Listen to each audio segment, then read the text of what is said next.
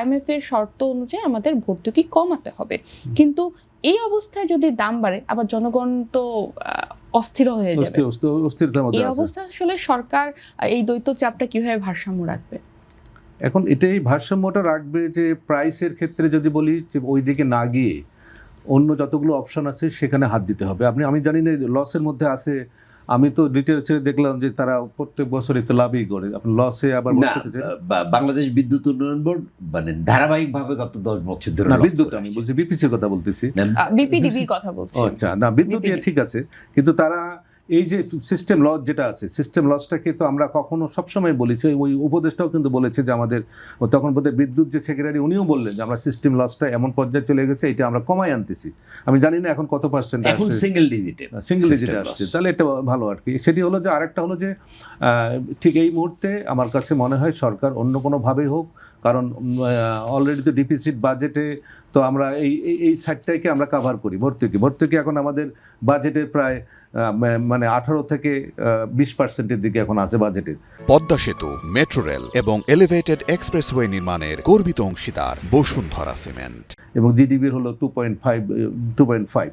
তার এইটাকে কমানো এই মুহূর্তে এইভাবে কমানো, হঠাৎ করে কমানো, এটা আমি সম্ভব হবে বলে মনে হয় না। তো অন্য কোনো সোর্স থেকে এটাকে ব্যালেন্স করা ছাড়া আমি কোনো ওয়ে দেখছি না, কারণ জনগণ অত্যন্ত কষ্টের মধ্যে আছে, আমি মনে করি যে অত্যন্ত কষ্টের মধ্যে আছে। এবং জানেন আপনি যে গত ফেব্রুয়ারি মাসে 9.13 মানে 8 মাসে 10 মাসের মধ্যে সর্বোচ্চ মূল্যস্ফীতি, হ্যাঁ, এবং অলরেডি এইসব মেজার নেওয়ার আগেই কিন্তু দ্রব্যের দাম কিন্তু বেড়ে গেছে। আমাদের এখানে নানান ধরনের গ্রুপ কাজ করে দ্রব্য বাড়ানোর জন্য, নানান ধরনের গ্রুপ, সিন্ডিকেট যাই বলি না কেন কাজ করে, তারা তো অলরেডি তেলের দাম বাড়ায় নেই, সরকার চেষ্টা করছে, কিন্তু তারপরে কিন্তু তার জিনিসপত্রের দাম কিন্তু বেড়ে গেছে। বাড়বে না, যেমন রাস্তাঘাটে আজকে আপনি আসলাম, রাস্তাঘাটে গাড়ি কিন্তু কমে গেছে, এখন ট্রান্সপোর্টেশন তো কমে যাবে, তখন তো জিনিসের দাম কিন্তু এই যে এখন যে ট্রান্সপোর্টের কথা বললেন, এখন তো ঈদের একটা চাপ অলরেডি, কিন্তু গাড়ি যারা বাড়ি যাবে এসি বাস কিন্তু অফ, কোনো এসি বাস যাচ্ছে না, নন এসি বাস যাচ্ছে। সেখানেও কিন্তু বাসের সংখ্যাও অনেকটা কমে গেছে, সিট নিয়ে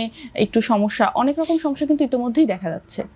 না, এই যে প্যানিক হচ্ছে, কিন্তু এই প্যানিকটাকে কে এটাকে উপশম করবে? কারণ হচ্ছে ঈদে অলরেডি একটা প্যানিক থাকে, ঈদের সময় বাড়ি যায়, বাড়ি থেকে ফিরে, মানে ঈদের দিনের নামাজ পর্যন্ত মানুষ বাড়ি যায়, নামাজের পরেও বাড়ি যায়, এই প্রেশারটা আমার ঈদে থাকে। সেই ঈদের প্রেশারে আমার অলরেডি অনেক ধরনের অনেক খুব মানে, কিন্তু আপনি সরকারের জন্য কি পরামর্শ দেবেন? আমি প্রশ্নটা আপনাকে করি যে IMF এর চাপ তো একটা আছে তার ঋণের শর্ত হিসাবে, যে সাবসিডি কমানোর একটা প্রতিশ্রুতি বা রোড ম্যাপ, তো আমি তো কোনো রাস্তা দেখি না। না, আপনি রাস্তা দেখেন না, কিন্তু হলো যে এইটা যেমন কোভিডের সময় তো আমরা এটা কিছুটা হলো করেছি, কোভিড যেভাবে আমরা হ্যান্ডেল করেছি, এটা আরেকটা কোভিড মনে করতে হবে, আরেকটা কোভিড। IMF রা আসতেছে, LDC গ্রাজুয়েশনের মিটিং হচ্ছে, তারা কিন্তু সারা বিশ্বে এবং আমরা যে ডিপেন্ডেন্ট আমদানির উপরে, তারাও কিন্তু এই জিনিসটা জানে। এখন কথা হলো যে আপনি যদি আপনি কূটনৈতিক যদি আপনি বার্গেনিংটা করতে পারেন, তাহলে আমার মনে হয় যে সরকার যদি এই দিকে যেতে পারে, আমরা চায়নাও কিন্তু আমাদেরকে হেল্প করতে চাচ্ছে, ইন্ডিয়া তো অলরেডি শুরু করে দিয়েছে, তাহলে আমেরিকার কাছে যেতে হবে। সুতরাং সব কিছু মিলে সরকার এই দায়িত্বটা সরকারকে নিতে হবে, জনগণের উপর দেওয়া যাবে না।